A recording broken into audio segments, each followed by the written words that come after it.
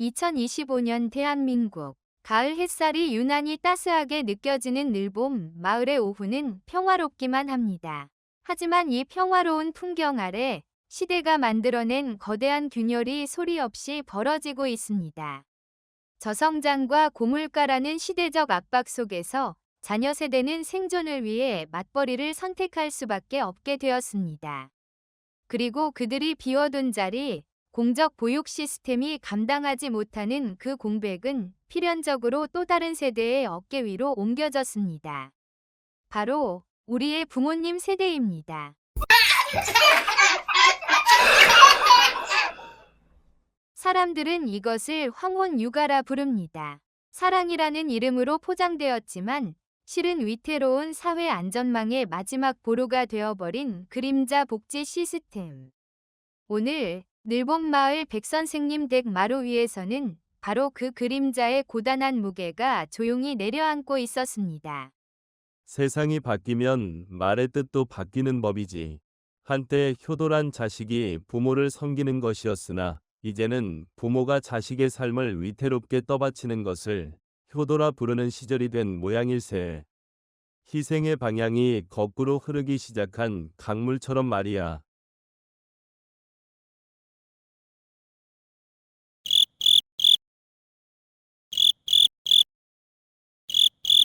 그려 꼭두 새벽부터 나가서 컴컴해야 들어오는디 밥은 제대로 먹는지 잠은 편히 자는지 딸내가 바쁘긴 많이 바쁜 모양이구먼요. 아주머니. 바쁜 게 문제요. 먹고 살자니께 맞벌이 말고는 답이 없다짜요. 그러니께 애미 얼굴 까먹게 생긴 저 손주놈은 온전히 내 차지가 된 거고. 아이고 세상에 오죽하면 그랬을까. 그런디 말여 은심이 자네 얼굴이 영말이 아니네. 손주 보는 게 보통 일은 아니지. 형님. 나 요새는 잠을 자도 자는 것 같지가 않어. 허리는 끊어질 것 같고 무릎은 시큰거리고. 아들놈이 지난달에 용돈이라고 쥐어준 30만 원은 애기 기저귀 값에 분유값에 벌써 다 들어갔어. 평생 모은 돈은 야금야금 줄어만 가고 내 주머니만 자꾸 비어가는겨. 그래도 손주 재롱 보는 맛에 힘든 거 다 잊으신다면서요. 다들 너무 예뻐서 오히려 행복이 더 크다고들 하시던데요.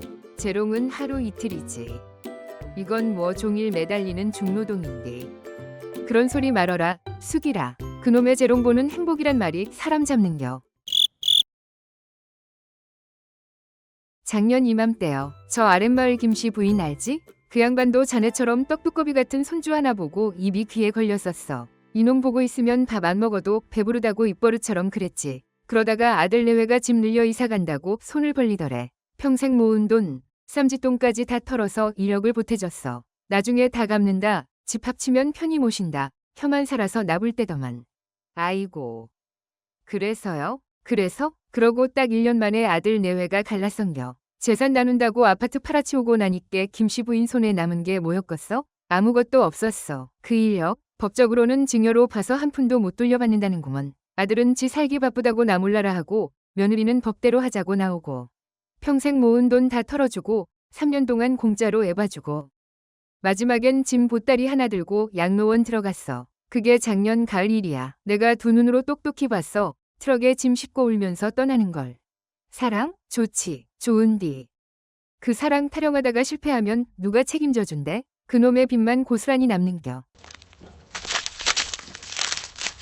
무슨 안 좋은 일이라도 있으십니까? 어르신. 아, 선생님 오셨어요. 아니, 은심이 아주머니께서 손주 돌보시는 게 힘에 부치신다 해서요. 힘에 부치는 정도가 아니죠. 이거는 밑빠진 독에 물 붓기지. 사실 어르신 말씀이 틀리지 않습니다. 통계적으로 보면 우리나라 조부모님들의 63.8%가 황혼 육아에 참여하시는데 그중 76%는 자녀의 부탁처럼 비자발적인 동기로 시작하십니다. 선택이 아닌 수용에 가깝다는 뜻입니다. 아니 그래도 선생님, 어떻게 가족끼리 돈 계산을 그렇게 딱딱합니까? 다 사랑으로 하는 일인데. 사랑만으로 감당하기엔 현실적인 위험 부담이 너무 큽니다. 2025년 정부 아이돌보미 시급이 약 12,180원입니다. 하루 8시간씩 주 5일을 돌보시면 월 200만 원이 넘는 노동입니다. 하지만 대부분의 조부모님들은 정당한 대가는커녕 오히려 손주 학원비까지 보태주시죠. 이것은 감정교류를 넘어선 어르신들의 노후 자산을 잠식하는 일종의 경제적 착취 구조일 수 있습니다. 착취? 말 한 번 잘했네. 위험 정도가 아니지. 내가 아는 사람은 손주 없고 김치 담그다가 허리를 못 쓰게 돼서 1년 내내 틀어누웠어. 병원비는 누가 대줬냐고? 아들? 며느리? 천만에. 당신 영감님이 평생 모은 돈으로 간신히 막았어. 바로 그 점 때문에 더 심각한 겁니다. 황혼 육아로 인한 만성 스트레스가 심장병 발병률을 55%나 높인다는 연구 결과도 있습니다. 삶의 활력소가 아니라 생명을 위협하는 요인이 될 수 있다는 겁니다. 나도 허리가 계속 아픈디. 심장도 자꾸 두근거리고.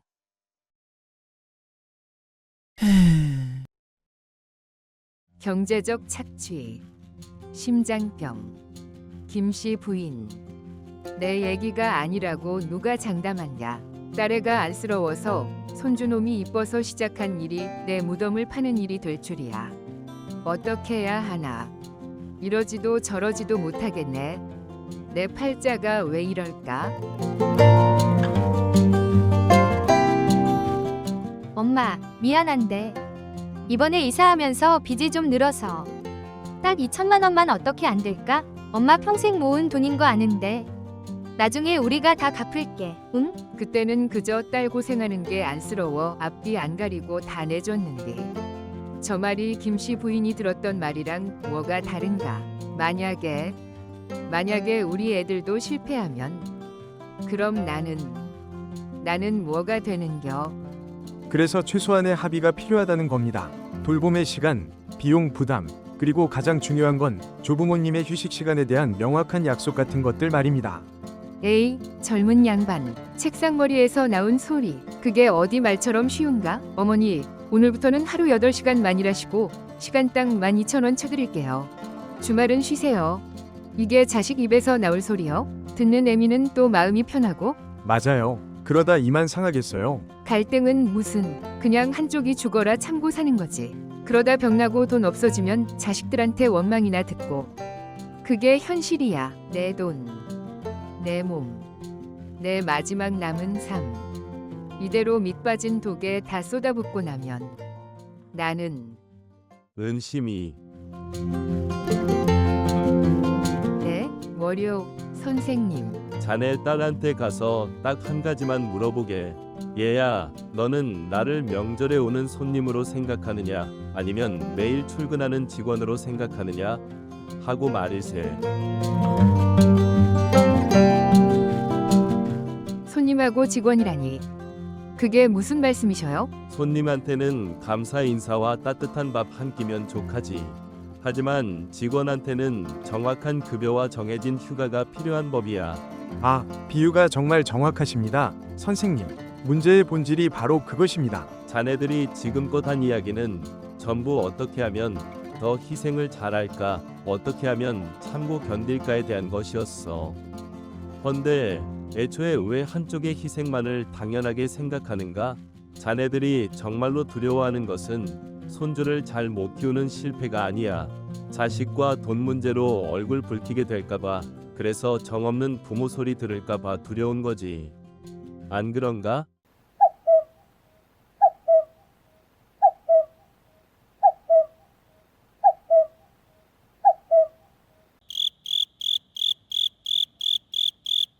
직원이라니.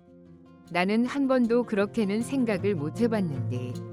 아이고, 듣고 보니 맞는 말이네. 평생을 자식들 직원 노릇하다가 가는 게 우리네 팔자인가벼. 씁쓸하구먼. 아닙니다, 어르신. 그렇기 때문에 가족 돌봄 합의서 같은 장치가 필요한 겁니다. 이것은 불신이 아니라 서로의 역할을 존중하고 지속 가능한 관계를 만들기 위한 최소한의 약속이죠. 계약서라. 가족끼리 계약서라니. 야박하게 들리기도 하고. 그게 야박한 게 아닐세. 서로의 노동을 존중하고 고마움을 잊지 않겠다는 가장 확실한 증표가 될 수도 있지. 내일 딸에 오면 한번 물어봐야겠어요. 내가 손님인지 직원인지. 물어봐서 직원이요 하면 어쩌려고? 월급 달라고 큰 소리 칠 땅은 있고? 아이고, 나는 모르겠다. 아주머니, 백 선생님의 질문은 해결의 열쇠가 아닌 각자가 풀어야 할 묵직한 과제가 되어 남았습니다. 마루 위에 선명하게 그어진 빛과 그림자처럼 은심의 마음속에도 작은 결심이라는 빛과 그 질문이 가져올 대답에 대한 두려움이라는 짙은 그림자가 함께 드리워져 있었습니다.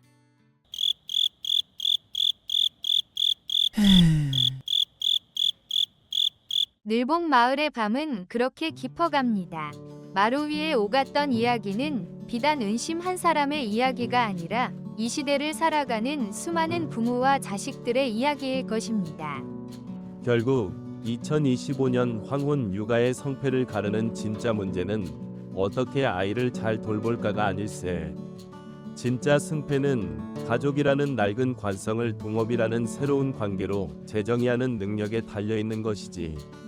사랑과 희생이라는 이름 아래 모든 것을 뭉뚱그리기엔 우리가 짊어진 삶의 무게가 너무나도 구체적이고 현실적이 되어버렸으니 말일세.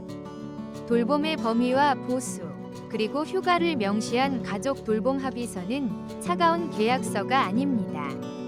그것은 변화된 시대에 맞춰 서로의 노동 가치를 인정하고 지속 가능한 관계를 만들겠다는 가장 확실한 존중의 증표일 것입니다.